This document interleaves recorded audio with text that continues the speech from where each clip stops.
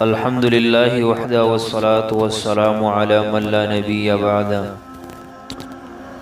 معزز سامعین کرام، جب حضرت آدم علیہ السلام سے غلطی ہو گئی اور گندم کے درخت سے کھا لیا تو بعد میں اپنی غلطی کا احساس تو ہوا کہ مجھے ایسا نہیں کرنا چاہیے تھا، لیکن اس غلطی کی تلافی کیسے ہو اور اس کی معافی کیسے مانگو، اس کا طریقہ معلوم نہیں تھا۔